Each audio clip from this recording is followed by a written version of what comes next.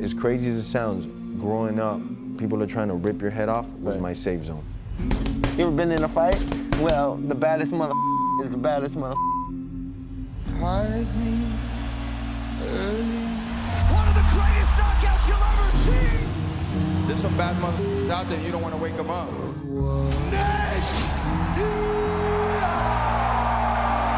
Jorge Masvidal had a good last fight. So I know my man's a gangster, but he ain't no West Coast gangster. I come from a hostile place. I love hostility. I deal with it real well.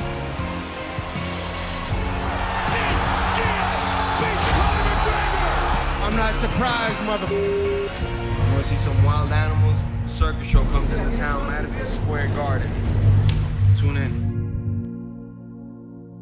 Now, if you know those two, that one is going to be crazy. The main event of UFC 244 will pit two of the most exciting fighters against one another when Nate Diaz takes on our guest, the fastest knockout in UFC history, Jorge Masvidal. So good to have you with us. Thank you for And having I'm me. loving that fit. Thank you, miss. Saturday is going to be incredible. You guys are both heavy volume strikers. What kind of fight are you expecting? A violent fight.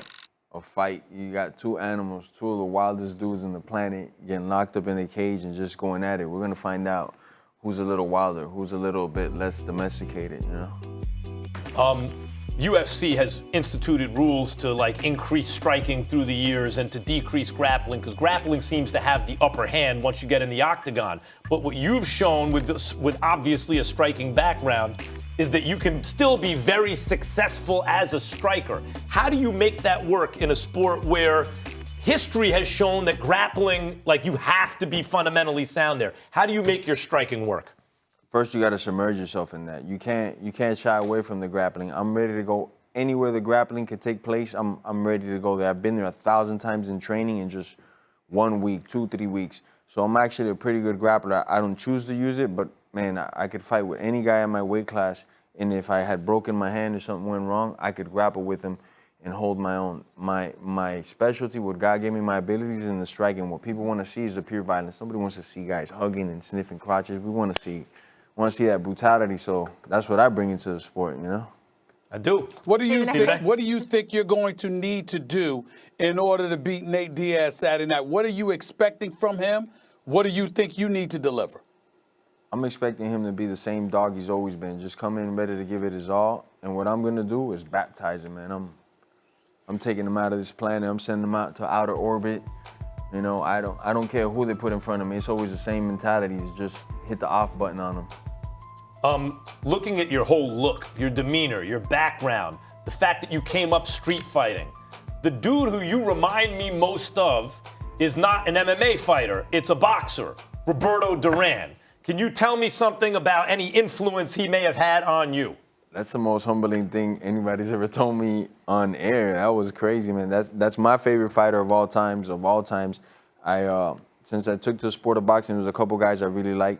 Pernell Whitaker, and Roberto Duran, you know, especially because I was like a smaller guy. But man, Duran's style is just, I love it, man. The aggression, he's just an animal in there that was domesticated enough to get into boxing, man. But man, that's a wild animal. Did you model your look at all after Duran? Do you have him on your brain? No, I just think I was born like this, you know. But no, my look is just me. This is how God made me, you know. But the fighting style, definitely. A lot of my inside fighting, a lot of the tactics, and how he likes to break guys down and just beat them up and torture them. I love that, man. And I definitely draw a lot of inspiration from Mr. Duran. Jorge, well, I watched you a few weeks ago. You were on Get Up, and you were asked a question about potentially fighting Conor McGregor, who just recently, since that time, has announced that he's coming out of retirement and he's going to fight again and what have you. And when they asked you about potentially fighting him down the road, you kept bringing up Dana White and saying that you don't want to really hurt anybody. You don't want to end up in jail or something because of what you might do to him. Is that guy on your mind? Do you have him in your sights? I know you don't want to look ahead look past another fight ahead so quickly, but what are your thought process as it pertains to somebody like a Conor McGregor down the line for you? The company's had one president for 20 years. That guy's name is Dana White. And when they asked him about the fight, he said it in the nicest way possible. He said, Masvidal's too much man for that individual. So I'll leave it at that, man. I don't like the flirting back online with dudes. It's not my cup of tea.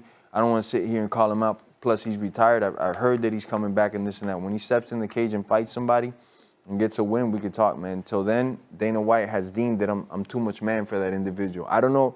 I know a lot of people want him to get hurt because of the stunts he's been pulling, but you don't want to do that to that guy, man. He's going to get seriously hurt. For you, and this happened to Duran, and this is a line from Rocky III, right? The worst thing that happened to you is you got civilized. At this point in McGregor's career, because McGregor used to be an animal too, and then he made $100 million against Floyd, and maybe he hasn't been the same since then. Do you ever worry about that with you, that you'll one day become civilized? Nah, not yet at least. I still got a good 3-4 years of some memories that haunt me up here in my mind that won't allow me to get civilized. Maybe 5, 6, 10 years from now I'll be civilized. But as of right now, I still got too many demons that haunt me that the only way to get them out is in that cage, is in those training camps, is just pushing my soul every day to the limit. So to civilize me is going to take a little bit more than $100 million, man. You heard him. 2 animals in a cage. This violence. dude is worth watching. Doesn't flirt with guys online. I like that line. Jorge, can't wait for it. Madison Square Garden, UFC 244, Saturday night, taking on Nate Diaz. Of course, you can watch it on ESPN+. We appreciate you. Thank you. Still to come, which team will make this week's Stevens A-list? We got a special twist on that you don't want to miss. MSG, that's going to be fun.